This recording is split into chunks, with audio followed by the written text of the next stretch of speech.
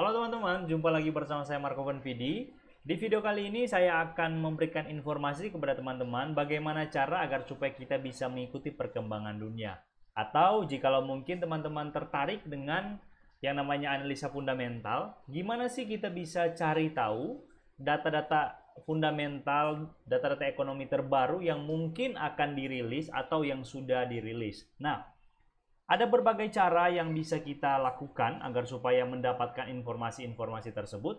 Yang paling umum adalah kita mencari informasi tersebut di website-website media-media besar yang memang memberikan informasi-informasi menyangkut dunia ekonomi, kemudian investasi dan juga perkembangan daripada teknologi dan hal-hal yang baru di dunia ini. Dan kita tahu bersama bahwa media-media tersebut contohnya adalah misalnya CNBC. Nah, lewat website CNBC kita bisa membaca berita-berita yang lagi hot. Ini ada berbagai macam. Kita bisa melihat berita mengenai marketnya, pre-marketnya, kemudian ini kita langsung lihat saja di website daripada CNBC. Kemudian kita bisa juga melihat pergerakan daripada setiap setiap produk-produk, baik saham, baik forex, baik future di seluruh dunia lewat CNBC. Nah, kita bisa melihat ini, kita bisa cek. Nah, ini contoh misalnya tentang currency. Ini kita bisa lihat di sini. Tentang currency ada dollar exchange gain, ada penjelasan-penjelasan dari media ini mengenai perkembangan forex dan juga perkembangan komoditi, future dan berbagai data-data yang lain. Nah, kemudian kita juga bisa cek di bloomberg.com. Nah, bloomberg.com ini khusus untuk Asia. Ini bloomberg.com ini biasanya kita bisa pilih mau lihat yang berita-berita yang di Eropa, di Amerika maupun Asia. Contoh ini. Nah, jadi teman-teman bisa mengikuti perkembangan ekonomi dunia, teknologi atau apapun yang baru termasuk perkembangan COVID-19 lewat media-media ini yang semuanya memang berbahasa Inggris. Nah, berbahasa Inggris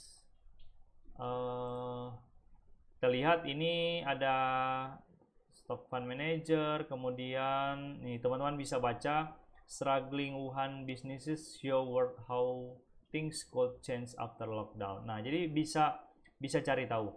Setahu saya juga di website ini ada bisa kita cek rilis-rilis data yang mungkin akan keluar. Nah, kemudian selain Bloomberg, nah ada juga bagi trader-trader yang istilahnya trader bank, trader-trader fund manager yang besar-besar, biasanya mereka berlangganan yang namanya Bloomberg Terminal.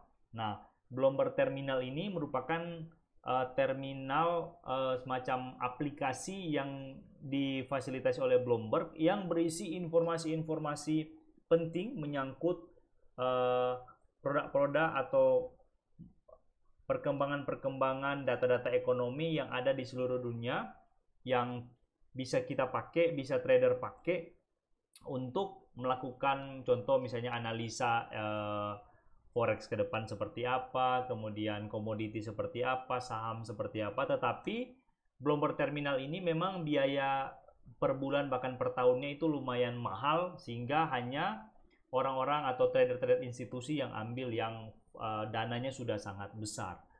Nah, rata-rata bank sentral juga informasi-informasi dari bank sentral seluruh dunia itu lebih dulu itu masuk ke Bloomberg Terminal seperti itu. Nah, jadi seakan-akan Bloomberg Terminal ini biasanya orang-orang yang berlangganan Bloomberg Terminal duluan mendapatkan informasi dibandingkan yang trader-trader retail yang hanya mendapatkan yang sesi free-nya. Kalau Bloomberg Terminal ya istilahnya sesi yang berbayarnya. Nah, kemudian kita bisa cek juga di ini MarketWatch. Nah, MarketWatch kita bisa baca data-data terupdate ini. maksudnya info-info terupdate mengenai perkembangan dunia, ya teman-teman tinggal cari untuk contoh misalnya kalau kita mau cari data mengenai Australia, kita tinggal cari tentang Australia di website ini. Nah, sangat membantu, setiap website ini sangat membantu untuk kita lebih memahami dinamika perekonomian global itu seperti apa, dan mungkin saja membantu kita untuk melakukan analisa lebih lanjut. Nah, ini teman-teman bisa explore juga di sini. Bahkan banyak artikel-artikel selain untuk perdagangan forex, saham, kemudian investasi di sini. Nah, tetapi website-website yang menurut saya, yang kalau saya pribadi lebih senangnya itu mencari informasi di Forex Factory. Nah, ini Forex Factory. Nah, trader-trader retail mungkin sangat mengenal dengan Forex Factory. Situs website yang memang berisi khusus, artinya yang informasi-informasi yang lebih terfilter menurut saya. Kemudian data-data ekonomi yang kita tidak terlalu sibuk untuk mencari. Kalau misalnya di Bloomberg kan kita harus cari satu persatu. Nah, terkadang kita tidak mendapatkan apa yang kita inginkan. Nah, sementara kalau di Forex Factory itu memang menurut saya lebih terfilter. Nah, terfilter artinya info-info yang memang berhubungan dengan mata uang biasanya akan ada di news ini. Nah, news kita bisa baca, kemudian data-data ekonomi juga sudah langsung ada di sini untuk yang sudah rilis maupun yang akan dalam waktu dekat rilis. Contoh misalnya nanti malam ini tanggal kita setting dulu. Untuk, oh ya betul, sudah betul untuk jamnya, zona waktunya sudah betul. Kemudian kita lihat ini tanggal 16 April, ya betul 16 April. Australia dolar, Australia sudah ada rilis tadi. Ini unemployment rate, pengangguran itu masih flat, masih flat dibandingkan yang data sebelumnya, hanya naik 0,1%. Kemudian employment change itu meningkat. Nah, kemudian kita lihat, perhatikan nanti sebentar malam juga ada unemployment claims dari US. Nah, ini. Nah, angka pengangguran dari US. Nah, kemudian kita bisa cek untuk data-data terbaru atau informasi-informasi terbaru yang bisa jadi semacam informasi bagi kita, dan bisa saja itu berhubungan dengan pair yang sementara kita analisa. Nah, contoh seperti ini. Dan enaknya di news ini sudah terfilter. Jadi artinya ada dari CBC News, kemudian ada Daily FX, ada Bloomberg, kemudian ada Reuters, kemudian ada FX Street. Jadi kalau misalnya di website berita seperti ini, ya berarti hanya berita-berita yang ada di Bloomberg. Nah, sementara kalau yang di Forex Factory ini newsnya itu sudah mix, sudah gabung. Jadi dari mana saja, bahkan Twitter dari Trump juga seringkali muncul di sini. Karena apa? Karena terkadang Trump itu kalau dia nge-tweet, ya bisa jadi harga itu cepat bergerak. Seperti itu. Nah, seperti yang ini. Forex Factory ini sebenarnya semacam situs yang menampilkan data-data ekonomi, yang update-update berita terbaru daripada perkembangan forex dunia, tapi ada juga forumnya. Nah, jadi kita bisa melihat forum yang berisi trader-trader dan analis-analis juga di dalamnya, bahkan investor juga ada. Seperti itu. Nah, jadi menurut saya saya pribadi sering mengupdate data atau informasi-informasi mengenai perkembangan dunia, ekonomi dunia itu pakai Forex Factory, karena saya bisa baca lebih artinya lebih sudah terfilter. Jadi tinggal cari di sini mana yang penting. Yang berwarna merah kayak gini biasanya yang sangat penting. Nah, dan itu berpengaruh dengan hubungannya dengan mata uang. Contoh seperti ini, IMF, BOJ, Bank of Japan, Red Card to have limit effect in stimulation economy. Kita tinggal klik, kemudian kita langsung diarahkan ke website sumbernya di sini. Nah, Ini kayaknya Twitter live squawk. Nah, seperti itu. Situs ini juga jadi populer menurut saya, sangat populer sejak dahulu kala, ini sudah memang sangat populer seperti itu. Dan ini juga membantu jikalau teman-teman mungkin senang menggunakan fundamental. Tapi menurut saya trader-trader retail itu rata-rata jarang menggunakan analisa fundamental menurut saya. Biasanya hanya dijadikan sebagai patokan, sebagai acuan, bukan acuan sih, acuan patokan.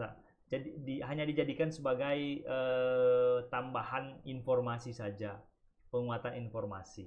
Karena apa? Karena memang menurut saya analisa fundamental itu yang pertama, untuk penerapan di forex itu, apalagi untuk trader-trader retail, trader-trader yang transaksinya harian, tidak terlalu tidak terlalu cocok menurut saya. Karena apa? Karena biasanya isu-isu fundamental itu lebih ke long term atau jangka panjang. Jadi mungkin nanti efeknya 1 bulan depan atau efeknya 2 bulan depan. Jadi kita untuk trader-trader yang menggunakan time frame kecil, H1 atau daily, terkadang tidak terlalu efek yang sangat besar. Kecuali teman-teman menggunakan dana modal besar atau teman-teman fund manager dari salah satu bank yang setiap kali Anda transaksi itu masuknya itu jutaan dolar.